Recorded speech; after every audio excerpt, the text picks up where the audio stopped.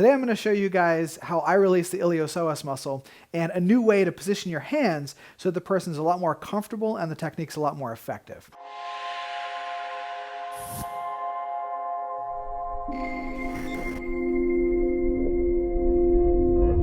What I want to do is show you the classic way to do this and then sort of the new way to do it that's a lot more comfortable for the patient.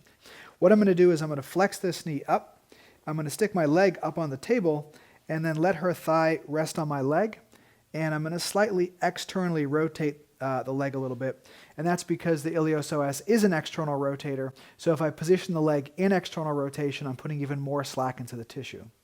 The next thing is the person, what they'll usually do is they know that what you're going to do, right? You've explained the technique, so they'll typically clasp their hands on their belly somewhere in the area you want to work. You want to get those hands out of the way.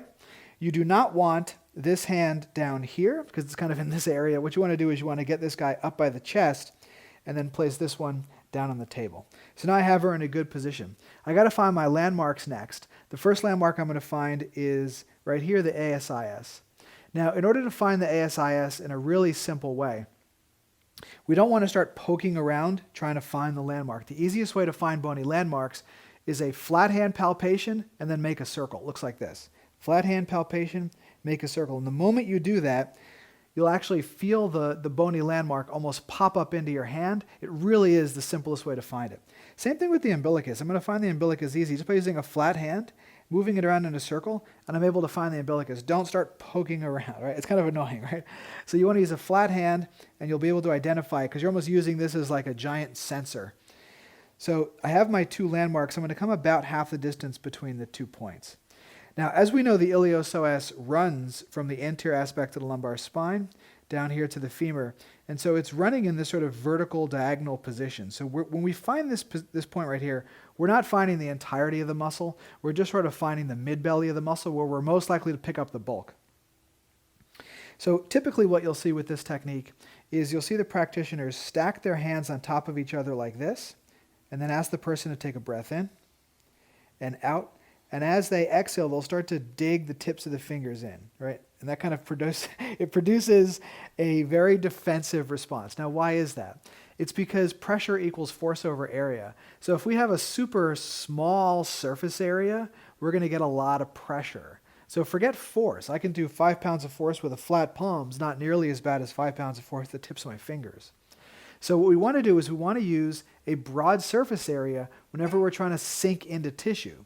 But if I use a broad surface area here, how do I actually get down to the muscle? And this is where the new technique comes in. What we're actually going to do is I'm going to use fists like this to sink down into the depth of where I want to go. And then I'm going to slide my thumbs through my fists to actually contact the muscle. So I'm going to use my broad surface area to get down there, and then my thumbs to actually provide the technique. So it looks like this. Pull the edge of the jeans down just a little bit so I can get my hands to where I need to go. And I'm going to have Karen take an inhale and then exhale. And I'm just going to sink my fists in a little bit here. And what I'm going to do is the moment I feel any kind of resistance, I'm going to pause and then just have her breathe in again and exhale. And I'm just sinking it again. Okay. And notice my thumbs are not engaged in yet. I'm just using the back of my hands to just sink in. So now I'm actually deep enough. So now all I have to do is just slide my thumbs in through here, just like that, and turn my hands out a little bit. What that's going to do is my thumbs are going to sort of present themselves to the muscle right there.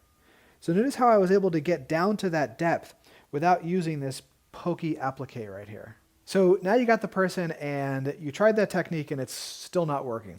They're not letting the abdominal muscles release and they're just being too defensive, and that sometimes happens when you have someone who's got a lot of pain in the pelvis or in the back and they're unable to just let it go. So then what you want to do is you want to get the muscle on even more slack. So to do that, what we're going to do is we're going to lift this leg up.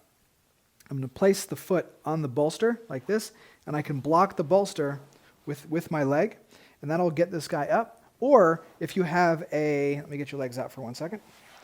If you have a table with an adjustable leg, what you're going to do is we're going to bring this up like this to about 90 degrees. So come on around this way, you can take a look. So now I have the thighs vertical. What this does is it completely slacks the psoas, and it even slacks the abdominal wall a little bit. Then squeeze the legs together and rock them over to you. I like to put my arm on the other side and give them a little squeeze. And what that does is it kind of gives the person that sense of security and relaxation. And if they still won't relax, you can give them a little oscillation back and forth just to let those muscles really relax. The next thing you want to do is you want to sort of squeeze the legs in, lean over. Again, I'm going to find my landmarks. And then when I apply my pressure, I'm really just going to work just with the back of my hands just to let that person's abdomen relax. I might do some circular motions, work with her breathing a little bit. And then when I feel like I've actually gotten down to the depth of what I need to do, then again, I'm going to take my thumbs. I'm just going to just gently slide them through to there. And now I'm on the muscle. Notice how easy that was to get down there by using this broad contact.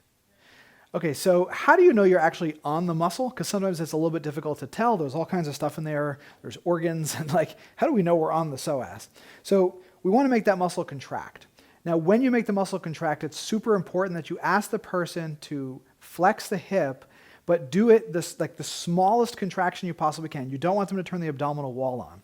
So if I sink down in there again, and I get to what I think is the psoas, I'm going to ask Karen to lift her left foot off of the plinth just a little bit, tiny little bit, and then back down. Good. And do it again. A little higher, and then back down.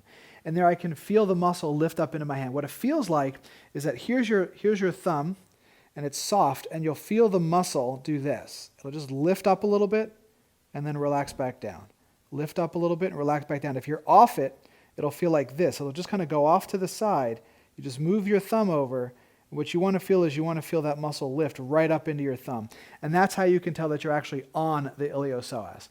So hopefully that video was helpful. Again, if you haven't done so already, head over to the PHYSIOSecrets group. That's PHYSIOSecrets Clinical Mastery Made Simple. Make sure to join that group. I'll be putting some new awesome content in there. And if you're watching this on YouTube, make sure to like and subscribe. We'll see you guys next time.